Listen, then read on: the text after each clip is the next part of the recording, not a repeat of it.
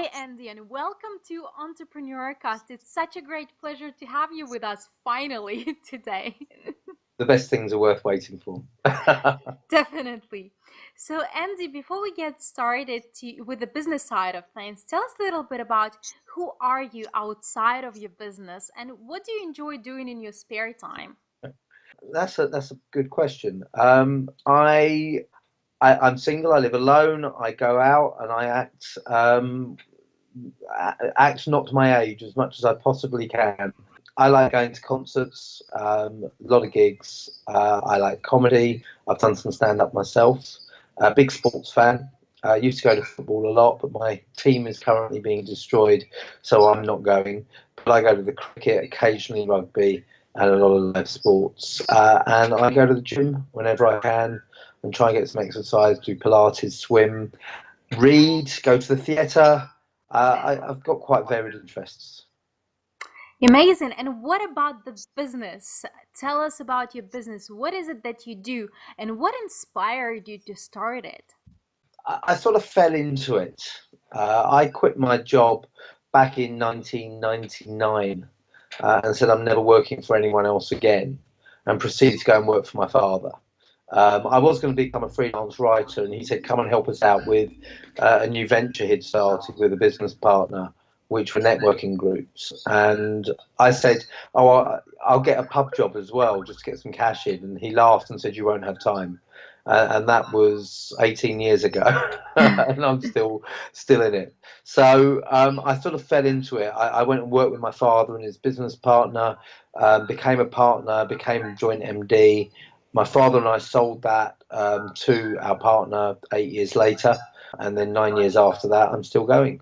And so it was never a conscious choice. It was a conscious choice not to work for anyone else, but this particular business has evolved. And what I do, I specialize in business networking. Now, that's quite a broad umbrella. So when most people think of networking, they think of networking groups, networking events, networking sites. While I do speak about those and I help people with those, that's not networking. They are merely tools in the networking process. So the focus for me is actually having a strategy behind the relationships that you build in your business life, and understanding what you bring to those relationships and what those relationships can bring to you. And there's so much that we can benefit from each other, and we do to a degree, but there's so much more that we could achieve if we just focused on it. So it will range from how you generate referrals. Probably half of my work is referral focused. How you influence key decision makers, particularly those you can't get in front of. How your network can provide you with support through mentoring, through sponsorship, through ideas, and a range of things around that as well. And I deliver that through keynote talks. I do training in-house. I do a lot of mentoring in-house as well. So a range of different delivery techniques, and I've written books on the topic. So the delivery really depends what the client wants. It's the topic, the subject that's key for me. Well, I know, yes, you are an author, and I read one of your books so far, and I'm about to read another one. Yeah. I know you're flying all over the world delivering the talks and trainings, but what would you say your typical day looks like? I wouldn't. There isn't one. There isn't. You can take today.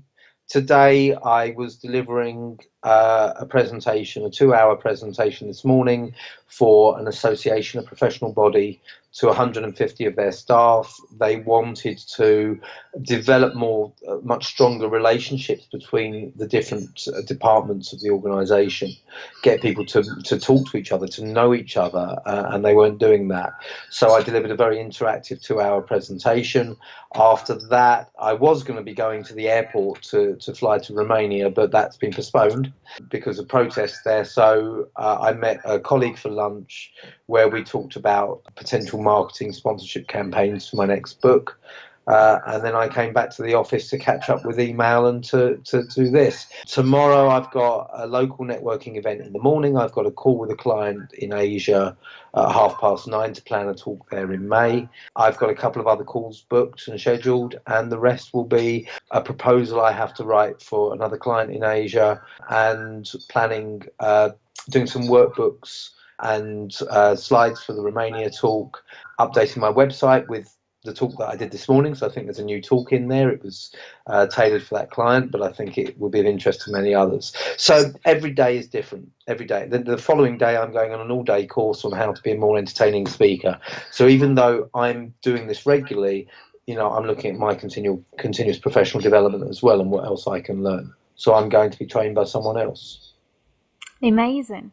Andy, through our entrepreneurial and business journey, we come across a lot of challenges. What would you say was your greatest challenge and how did you manage to overcome it? I think for any business, the biggest challenge is cash flow. I know it's a cliche, but that's where you stumble. That's the most threatening challenge to any business. It's hit us 2 or 3 times in the 9 years we've been running in this business, and the way you overcome it is you know, cash flow is an immediate term thing, whereas my sales cycles are quite long. So you have to chase the money that's due, but then you have to up your game and make sure that you've got more money coming in to the pipeline. And the way I try and overcome it long term is creating a business where I have constant money guaranteed to come in, so that I'm not constantly looking to fill next month's pipeline and the month after. I want to be filling that some way ahead so that I can forecast more accurately. So I'd say that's the biggest challenge. The times when we've really struggled in the business, it's been my network that's pulled me through. Being open. This is what the next book is about: being open and honest and transparent with people and saying, I have a problem and I need help. And too many people don't do that, and you only find out they have a problem when it's too late to make a difference. Yeah, definitely. Like I know a lot of people, they try to, even though they go through a lot of challenges, they try not to let people know about it Yeah. because of the way they feel like, oh, I have to put that brave face and show to the world that everything's all right. But and I think it is itself quite a big challenge to a lot of people to actually be that honest, be that transparent, and tell to people, you know what, I'm actually struggling, I need help. um, And this is what, as I say, the new book is about. Is what my not today's, but my more recent new talk is about, because I see that too often, and I've been guilty of it as well. We don't want to look vulnerable. We worry too much about what other people think. And one of the things I share in a lot of my talks is that we don't ask for help because we don't want to look vulnerable, but you can present your request for help in different ways. If I was to say, Svietlana, my business is struggling. We've no money. I keep losing clients because I'm rubbish at what I do. Can you help me? I'm going to look weak, vulnerable, and you're not going to want to help me. But if I turn round to you and I said, look, the business is growing. We've been doing well. I have a challenge with cash flow in that clients don't pay for it quickly enough, and I want to look at how I invoice and how I position it so I can get the money that's out there in. Have you got any ideas? Suddenly I don't seem so weak and vulnerable, do I? hmm. And you can take any challenge. A lot of people don't ask for referrals because it's weakness to ask. If you say, I have no business, please help me, please refer me, then you look weak and vulnerable. If you say, I've just completed this project for Coca-Cola, they are delighted. We've solved a major challenge for them. I know Pepsi Cola have the same challenge, and I know you've got a contact there. Would it be helpful if you were to introduce me to see if I can help them as well? That doesn't sound weak and vulnerable. So it's all in how you present yourself, and also building a trusted network around you. So I'm not suggesting you go to everyone and say, I've got problems. I'm not saying go out to the bus stop and approach a stranger, but surround yourself with people you can trust, you can be authentic and honest with, and who want to help you and are in a position to do so. And importantly, who know that you would do the same for them. And it makes a huge difference. So, on the bright side of things, what would you say was your greatest success within your business? Greatest success, just still being here. You look at the stats for how many businesses don't succeed the first couple of years, and into the form of 3 businesses, one of which was an almighty failure. We're still going after 17, 18 years. I've had some ego boosting successes. I've published 3 books. One was published by the Financial Times, one reached #2 on Amazon. I've spoken all over the world in some amazing places. I've worked with blue chip companies we're a 3-person business, and my client list is fantastic. They're all successes, and they're all things that I'm very proud of. But actually, still being in business after 17, 18 years, whatever it is, and maintaining sanity as well. I think that's a success. Andy, where would you say, this is just a fun question I always like to ask, but where would you say you come up with your best ideas? You just want me to say in the shower, don't you? A friend of mine used to teach creativity. Unfortunately, he passed away a few years ago. A guy called Kenny Harris. And Kenny, I remember Kenny in a talk, he talked about where your best ideas come. And he said for a lot of people it's in the shower. So he kept marker pens in the shower and he'd write his ideas on the towels. He said, but make sure they're not permanent marker pens. My best ideas, I think there is some truth to the idea that if you sit and focus on the idea and the challenge too long, the solution doesn't come. So sometimes when you're struggling, you need to go away from it. So, if I go to the gym, if I go for a run or a walk, if I just get away from things, ideas come to me. So it's important to have your phone with you with your notes or a notebook. I've got another friend, Alan Stevens, carries a notebook everywhere with him. Whatever works best for you, carry something to capture it. I know people who keep these by their bed at night, and I've woken up in the middle of the night with an idea. So very often it's when your brain switches off that it creates the space for the creativity to flow. I can't give you a specific with me. I haven't pinned that down, but I do know that often happens when my mind is elsewhere, the ideas will come. Awesome. But the thing that you said with the shower, that's out of a lot of people that I interviewed, that's quite true, but not necessarily just with shower, but a lot of them said generally in water Okay. while they're swimming. Yeah. It could be in a swimming pool Yeah. or just any kind of place with water. And I think someone actually mentioned that I think it's like a because our body is like mainly made of water, so that's why when we are within water you I'm know not convinced about that. I think what's happening, because I used to swim a lot, and what happens when you swim, for me, it's the closest I ever get to meditation, because I haven't ever got on with meditation. But when you swim, you focus on your strokes. So in your mind, you're going 1, 2, 3, 4, breathe, 1, 2, 3, 4, breathe. You know when the end of the pool is, when you have to turn. And that does what I said before, it switches the mind off other things. Mm. The danger is I found that when I was doing backstroke, if I suddenly got lost in work, I would forget my counts and I'd bang my head at the end of the pool. So you have to be careful with that. That happened to me more than once. But yeah, I'm not convinced about the water in water thing, but I'm no expert. Maybe there's truth to it. Call me Mr. Cynical. Certainly, I think there's something about being in a meditative state. And similarly, when you go to the gym and you're walking, you're focused on the pace you're running at, or the keeping your balance on a step, or whatever it may be, and that allows the space for other thoughts to fly in and out. Andy, I know you're quite an inspiration, I think, to quite a lot of people. But you yourself, do you have any people that inspire you, or so-called personal heroes, and who are they? Yes, I do. There are a lot of people around me who inspire me in different ways. I don't tend to look at celebrities as those personal heroes. There are one or two. Nelson Mandela. I was in the anti-apartheid movement when I was at university.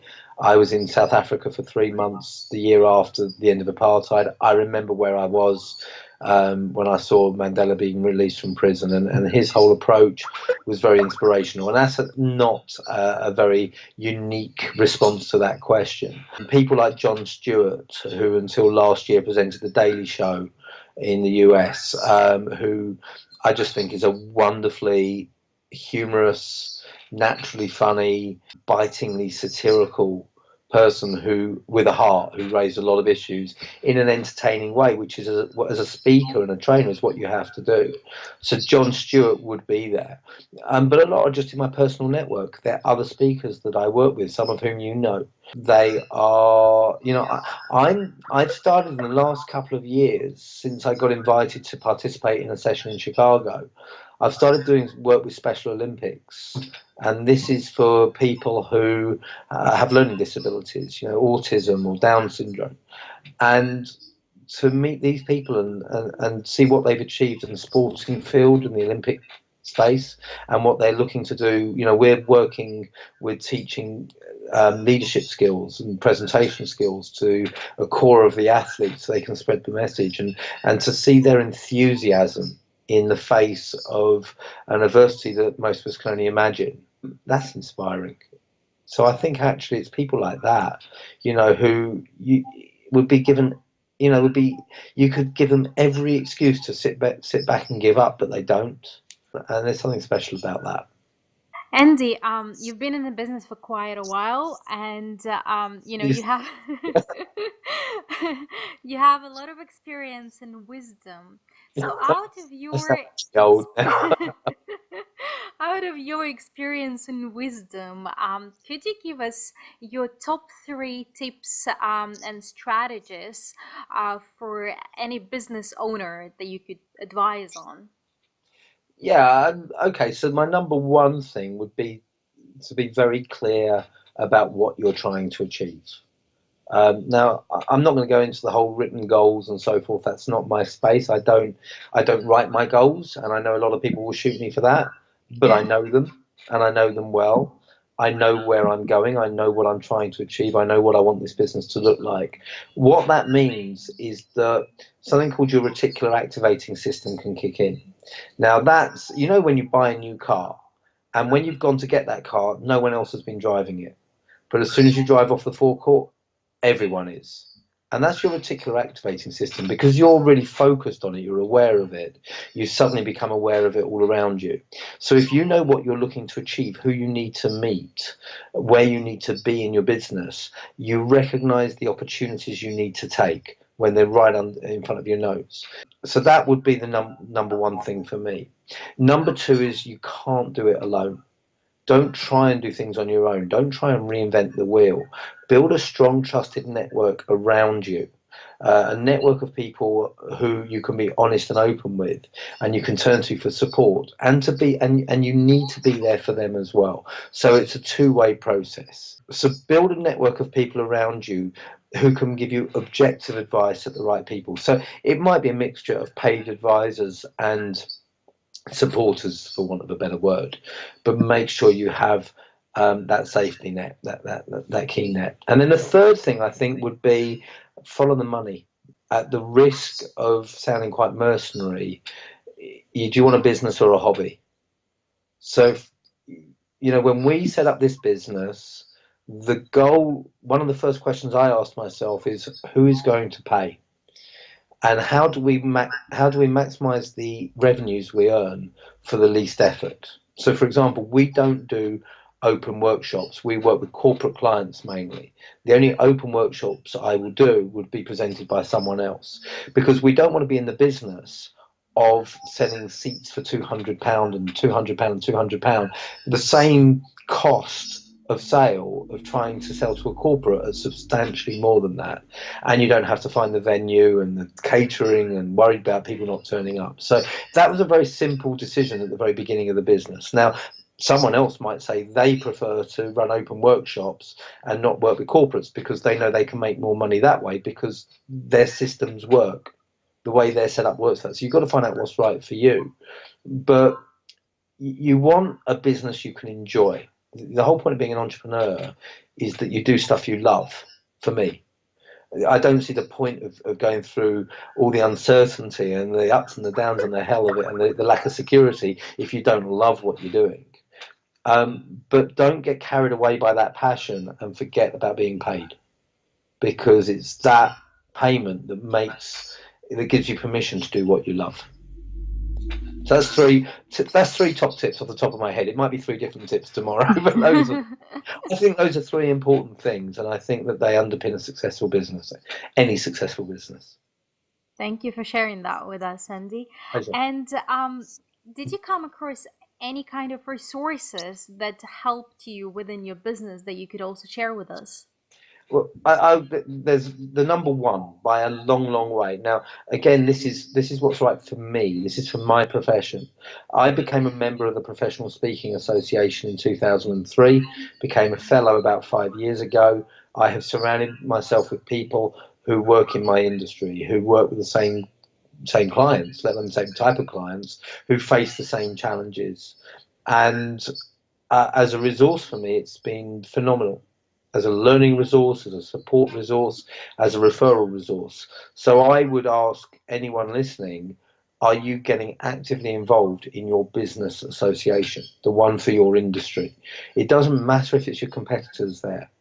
The National Speakers Association in the States, on which the PSA was founded, was formed by a guy called Cavett Robert, and he used to say, "Don't worry about the size of your slice of the pie. Let's make the pie bigger." And that's the ethos, and I really appreciate that. And because of that, there's an abundance mentality within the PSA, which you've witnessed because I invited you along, and you became involved. And people there are there to support and to teach and to help each other. And that, you know, you can see behind me loads of books, and I read business books, and I watch YouTube, and I get involved with LinkedIn forums and Facebook discussions and so forth. But that community is the number one resource by a long way. And talking of books, a lot of people I talk to, they would say that at some point in life they came across a book that changed their life. Did you have such an experience? Did you have a book that changed your life, and what was it? Now, I can't think of a book that's changed my life. In terms of business books, there are some books that have really resonated with me. I think fantastic books. Make It Stick by Chip and Dan Heath, I think, is up there. The Tipping Point by Malcolm Gladwell springs to mind as well. I'm trying to think off the top of my head. Those are the two. There are more, but they're the two that jump to the mind in this moment. They're the books you read and you go, yes, that makes sense, and yes, I need to do that. And it's simple, it's practical, it's easy to implement, and I think that's key as well. But there's a range of excellent books, both on my topic and on running a business generally, that have helped and supported.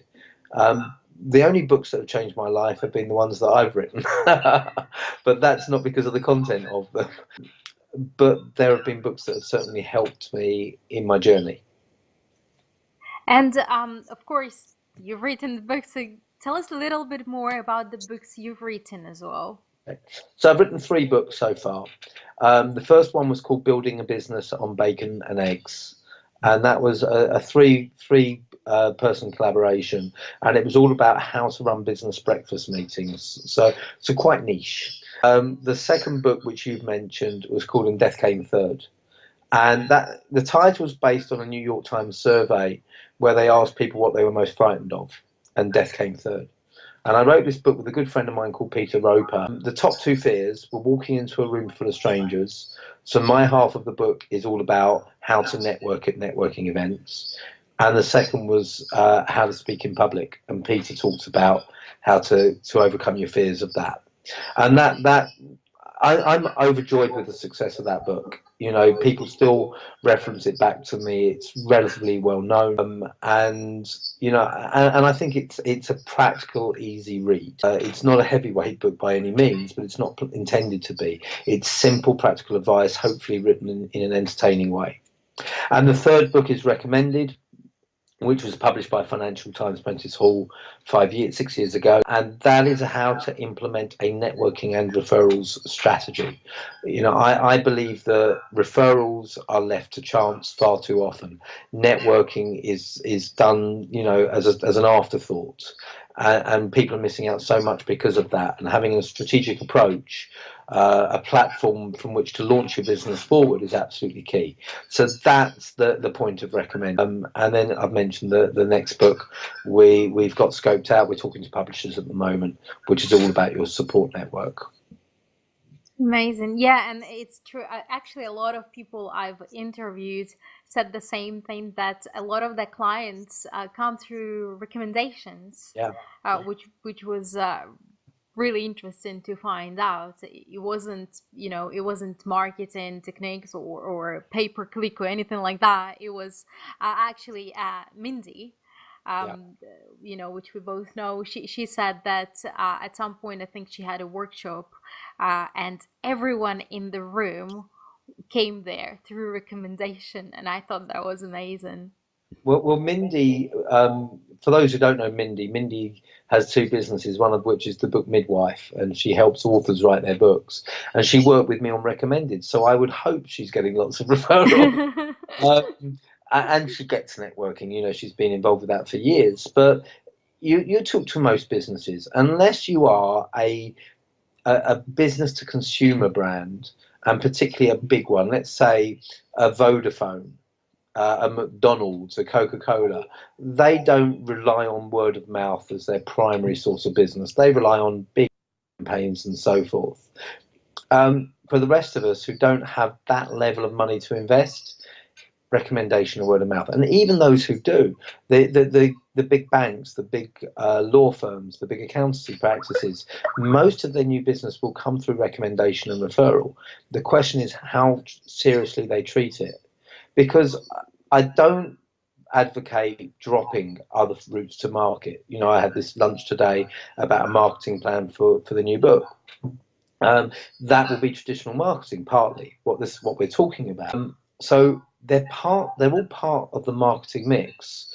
But the interesting thing is, you look at many big businesses, those with budgets, they will invest money in advertising, they will invest money in pay per click, they will employ PR consultants or PR teams, they will have marketing managers. But you find a penny that's spent deliberately and strategically on word of mouth, recommendation, and referral, and you're going to struggle. And people get complacent about it and they assume it's going to happen. Well, if you're lucky enough and it does, great. Couldn't you do better if you focused on it? And if we all accept that most of our best new leads come through recommendation and referral, then shouldn't we be focusing our time, effort, energy, and money on that rather than solely on the other routes to market? Well, thank you for sharing that with us, Andy. Andy, you came a long way. You've been in your business for a while now, and you achieved a lot. You travel all over the world. But what is next for you? What's your next big goal, aim, dream? And if there is someone listening today who could potentially help you get there, who would it be? Well, the next big goal for the business as a whole is to really develop our passive income streams. So I sell my time at the moment, and the business is built on my time. So if I don't work, we don't earn, and that's where we need to move away from that position. So we've had a couple of starter attempts to get there, but we're not quite there yet. We do have online learning programs, but we tend to build that into the programs we run with our corporate clients rather than sell those independently. Although we do sell them independently, they are available. We don't market those particularly heavily at the moment. In terms of who can help us get there, it's a difficult one to answer in the sense that I am talking to potential joint venture partners who are going to help us implement that program. What I've learned, and I guess if you want, you go back to your three tips. Here's the fourth: focus on what your skill sets are and get other people in to help with what you're not strong at.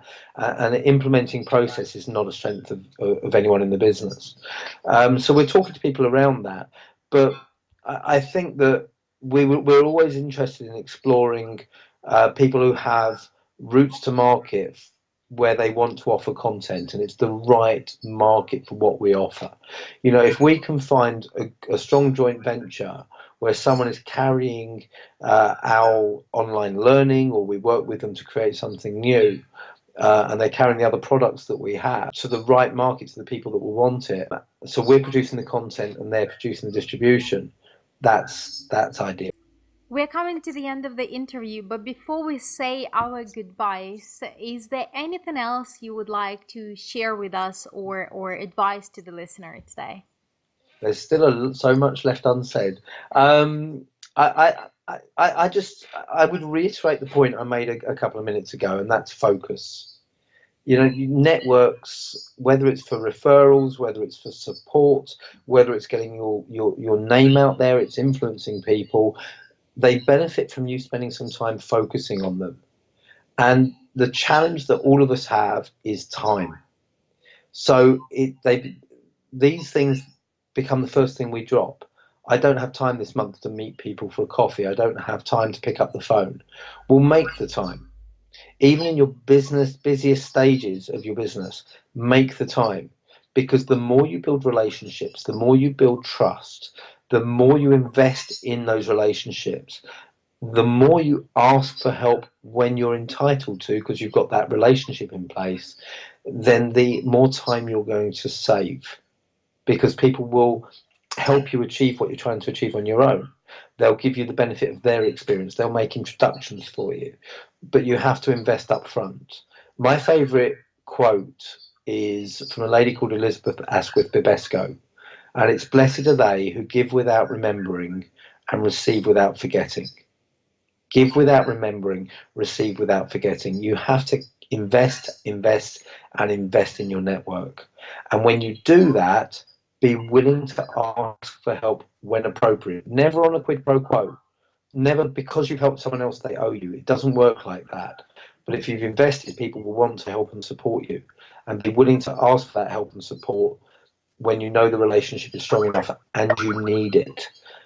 Because if you need to both sides of that equation. If you don't invest in the relationships, people will only help you begrudgingly, and it won't have any longevity. And if you invest but you don't ask for support, you're missing out. So it's both sides of it. Thank you so much for sharing all your advice and your story with us today, Andy. It's been a total delight. What's the best way for anyone who would like to get in touch with you? What's the best way to get in touch with you? My email is andy@lopata, that's lopta.co.uk. Twitter @AndyLopata, beauty of having a name like mine. Facebook.com/networking strategy, and I'll respond on any of those. You can follow me on LinkedIn. Please do not send me a connection request without a personalized message on LinkedIn. At least make the effort to tell me why you want to connect and where you heard me. And you should do that to everyone. That's not me being arrogant. That's what you should do for everyone. You can see I have a bugbear about impersonal LinkedIn requests. But yeah, any of those ways is absolutely fine. If people want more support and help with their networking, if you go to lopata.co.uk /resources, there are hosts of free resources there.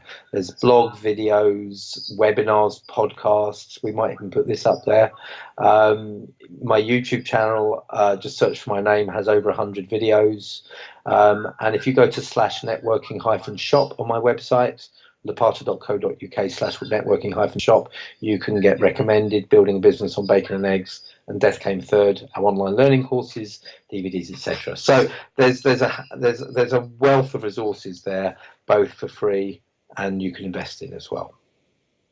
Again, thank you so much for coming on the show.